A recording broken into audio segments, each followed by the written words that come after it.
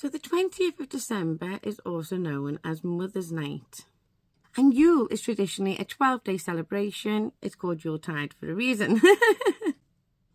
And Mother's Night is the start of that 12-day process. And not only is it a day where we honour our female ancestors, our mothers, that mother line, the matriarchal line, and even the patriarchal mothers. And it's that line right back that you would be honouring traditionally. However, it's also a time to honour the sacred mothers, the divine feminine as well. And that's known as the Disir in Norse mythology. The Disir.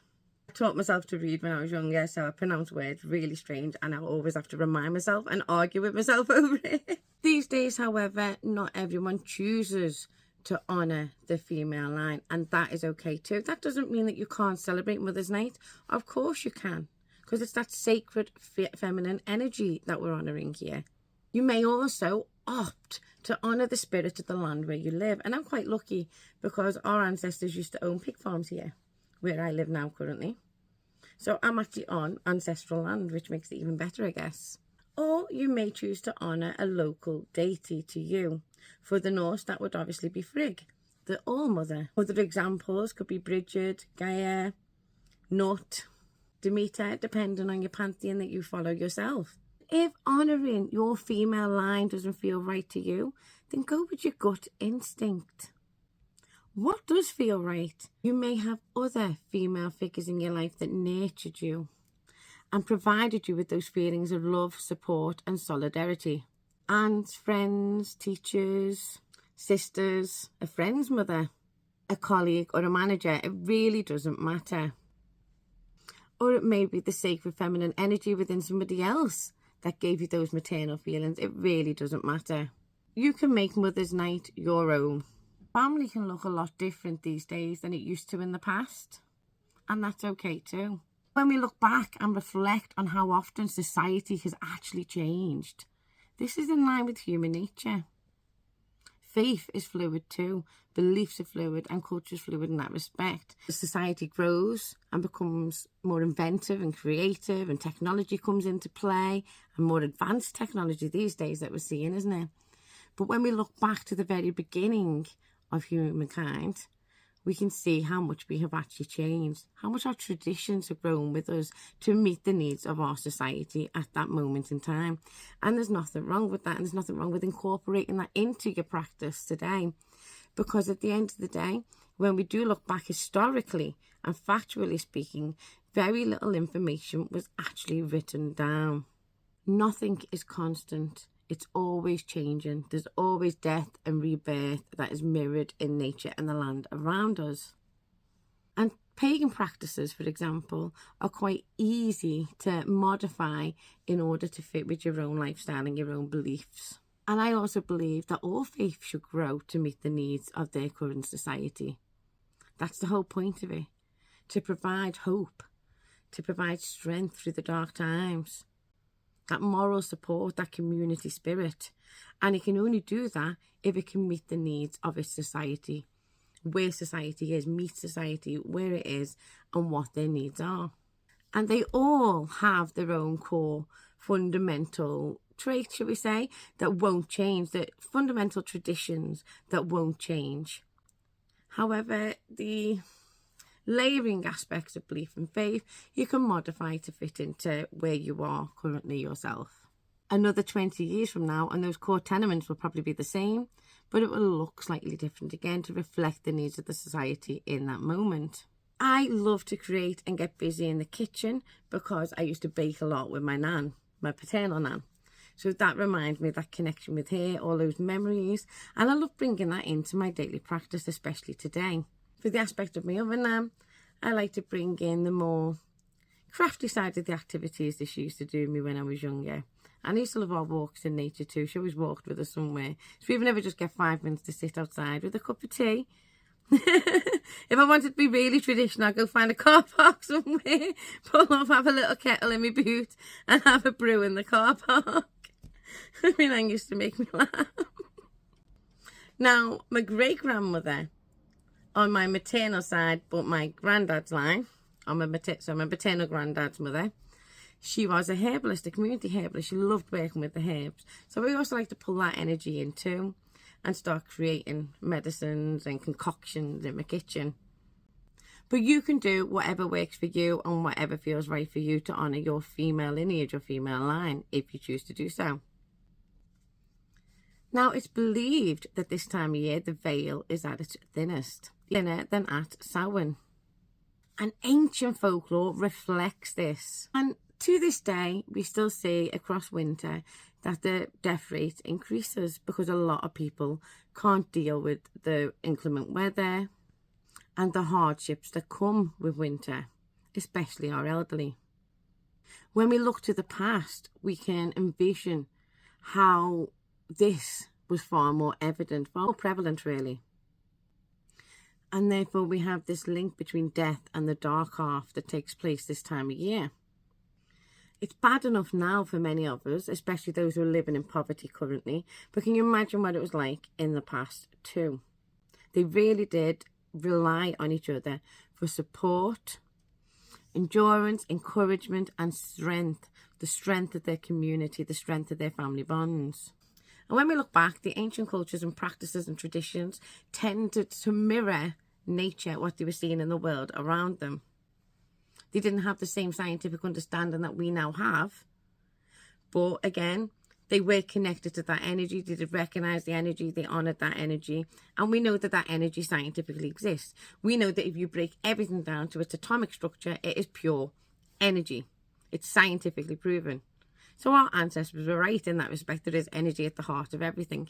So we also see a lot of crossover amongst ancient beliefs and traditions. It was a time where families would gather together to share the resources that they had stored and started storing through the harvest season, and to celebrate and to bring that revelry in, to bring that joy in, to enjoy each other's company and to keep each other's spirits high. When there's limited daylight, warmth and resources, it's very easy for moods to dip and get low. And you've got to think back then, they didn't have the same light opportunities that we have. We can bring that light in so much easier now. I've got a light bulb on right now. It's just a flick of a button for us. And yeah, it's very costly at the minute. But still, in the past, that wasn't even an option that was dreamed of for them. It would have been a lot darker and a lot more gloomier.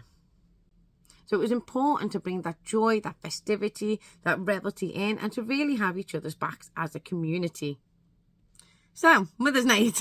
I keep going off on a tangent, I do apologise. And there are various traditions when it comes to the Yuletide season.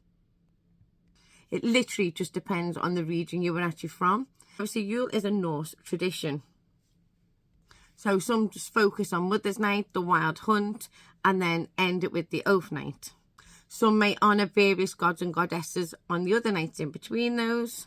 Other people may choose to focus on the 9 noble virtues. So, what are the 9 noble virtues, I hear you ask? Truth, honour, fidelity, hospitality, and self-reliance, perseverance, discipline, as in self-discipline, and industriousness. As mentioned previously, Yuletide is known as the season for reflection. So some may choose to reflect on the year past on those nights instead, whereas others assign a month, shall we say. So the first day of Yule, they will focus on January 2024. The second day of Yule, they focus on February 2024, and you get the idea as you go along. It's all about reflecting back and learning from the experiences that we've had that year. And many of you will recognise the Yule log, which is a symbol of the warmth, endurance and perseverance that's needed to get through a harsh winter, a cold winter. Nowadays it tends to be chocolate, but us pagans do still appreciate a real one when we get that opportunity, and it's usually relit from kindling that was saved from the prior year's Yule log. Tonight, however, I will be lighting a candle in honour of my female ancestors, that female line. I'll share stories and I'll be looking at the pictures. And I always make sure that the pictures are on display on my altar. I mean, to be honest with you, they never come off the altar, but I like to give them a little bit of a dusting because they're there all the time. Because I do a lot of ancestral honouring and magic in my day-to-day practice anyway. So it makes sense for me to have my ancestors on there. But I like the focus to be on the female line on tonight. And like I mentioned earlier, I do also like to honour the land spirits as well, so I'll light a candle for them too. And like I mentioned earlier, it is a Norse tradition, so it is sacred to Frigg, Freya, and the Disir. And the Disir are the sacred mothers, the holy mothers. Not just our own ancestors, but the holy mothers, the sacred, divine mothers of all. But I can't stress enough that it's okay to make this your own and add in your own traditions and your own deities too if you wish. Paganism is meant to be an individual journey. At the end of the day, we can only get so much information, factual information, from history, because most cultures didn't write things down. They didn't document them enough. So there's not enough evidence out there to actually dictate how we should be practicing. So our practice can be as fluid as we want it to be, as personal as we want it to be. Just trust your own gut and your energy with that. It's all about intent at the end of the day. And as adults, we tend to feel a responsibility for our children's magic as well, keeping that alive. And the feel of the season can be very fast-paced, a very different energy to what we experienced when we were children, enjoying the season and all the magic that it had to offer. We tend to get bogged down by it all these days when you're an adult and you're responsible for so many people's joy at the end of the day. And that's why I enjoy celebrating the Yuletide season. Doing something little each day. It doesn't have to be major, just something little each day, whether it's a reflective exercise, lighting a candle, having a herbal tea, putting a simmer pot on the go. It's just something little that can pull me back into that mindfulness process and keep me grounded throughout the season. It also helps me to connect in with the magic of the season too. And I have such fond memories of the Christmases that my nans, the matriarchs of my family lines, brought to the season for us too when we were children. And I hope that I provide that same warmth of experience, that same depth of experience that my nan provided for us as well. A homely energy filled with comfort, warmth, love and joy. And today, the 20th of December, is my reminder that it's those sensations, those feelings, those experiences, those memories of that warmth, that comfort, that joy of everyone being together, that my children are going to remember the most. Over presents, over all the little sprinklings and trimmings and everything that goes on the side around the season. It's the love, the core love, support and community spirit that they remember the most. The magic of the season that they remember the most. The moments of laughter, the shared memories, the joy, family and friends getting together, you know, the real message behind the season. That is what they would take away from it in the future. It's so easy to lose sight of the real sentiment behind the Yuletide season. And Yule is about finding that anchor in the returning light. Warmth through the dark half and receiving and providing that community support too, that familial support. And tomorrow the wheel turns once more. Our days start to get longer, our nights start to get shorter. Very gradual, you probably won't notice it straight away. And it's a reminder of the cycle of life, death and rebirth, nature, and that after darkness, the light does return. Much beauty and magic in the world, and we may not see it day to day, and I think that is why so many of us get wrapped up in the magic of our children, the wonder in them, because it reminds us of the magic in the world out there. It re-invokes those feelings within us. Now, I absolutely love hearing about other people's traditions, so please do let me know in the comments if you're comfortable doing so, what you guys get up to for Yuletide.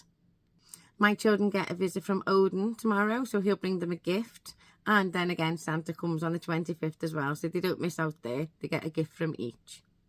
So I have some very excitable children today. And obviously, they'll also get a gift from me tomorrow as well. And I also like the fact that splitting it this way allows them to focus on one set of gifts and then another set of gifts, so they don't get bogged down or overwhelmed too much. And it gives them time with each present without like certain gifts, more sentimental gifts just being shoved to the side for the more fun gifts. So I tend to give the important, more sentimental gifts on Yule and then the more fun gifts at Christmas, in addition to whatever Santa and Odin bring for the children too. And we always do a Yule Family Games Day, so we will be playing some games tomorrow. which I absolutely love. That's my favourite part, to be honest with you. I love that. Me and Nan Wilcox loved a good games night. She really did. So that's one of the best ways to honour her, by playing games, I reckon. Have a nice meal together. We'll touch base, go for a walk with the dogs. I'll probably just sit there with a brew and enjoy nature while the dogs have a good stomp. But I do love that slower pace of Yule, where we can just go with the flow. There's no external pressures or anything like that. You're not having to dive out to go and see 1,000,001 people. You can celebrate it how you want to, especially when you've got young children as well. And it's just that nice homely feeling, slow paced, and it's just nice having that day in the chaos of the Christmas season that you've got going on all around you in society, to just ground you and pull you back into yourself as well. Don't forget, time in nature is never wasted. So I love getting my kids out there in nature, especially through the winter season, because I think it's very important, because it's a wonderful way of teaching them about the life cycle, as well as the deeper meanings behind the season, because nature reflects that. So I hope you've enjoyed this video. If you have, give it a little like for us. Thank you.